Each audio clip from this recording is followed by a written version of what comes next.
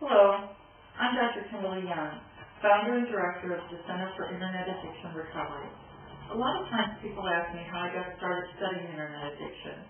You have to go back to 1994 when a friend of mine's husband was addicted to online chat rooms.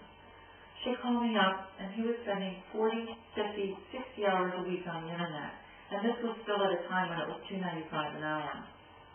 She wondered what to do, and I had never really heard up to that point somebody getting seriously addicted. And I started to wonder if people could get addicted to the internet in the same way we talk about drugs, alcohol, gambling, and food. So I posted a small survey on the internet, just wondering what would happen, looking at the clinical symptoms of compulsive gambling, and trying to see if people could fit that with the internet.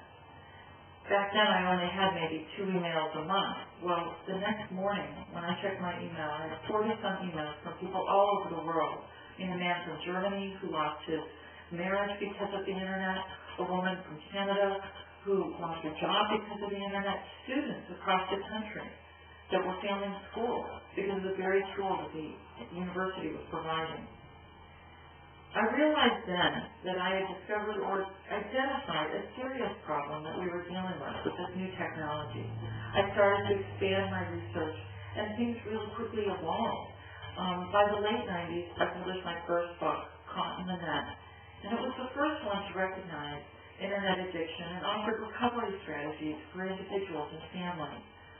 Well, this created quite a stir in the sense that we had more attention on the topic, but also people were starting to call me, write me, email me, looking for help. I started then in the late 90s to do telephone and online counseling just to serve a need that seemed like the mental health field wasn't addressing. And by the end of the 90s and the early 2000s, the Center for Internet Addiction Recovery quickly evolved, offering a variety of services as more and more people were starting to realize that there was a problem with the internet. We started doing, I traveled around doing workshops for hospitals, clinics, universities, training therapists on how to assess and treat internet addiction, as they were starting to see more and more clients in the practice of suffering from these problems. I started working with attorneys, looking at the legal ramifications of internet addiction in the courtroom. Mainly, a lot of these involve divorce cases or child custody cases, and surprisingly, seeing mothers who neglected their children because of their internet addiction. Or, in recent years, it seems to be the troubling problem of online pedophiles and predators, and the criminal issues revolving around those issues. Most recently, it seems to be businesses, many of them, dealing with employee internet abuse as they expanded and put millions of dollars into this new technology. So a lot of times working with them on how to develop policies and practices to reduce that kind of misuse has been very beneficial to improve their productivity and reduce legal liability. Finally, working with parents and internet child safety.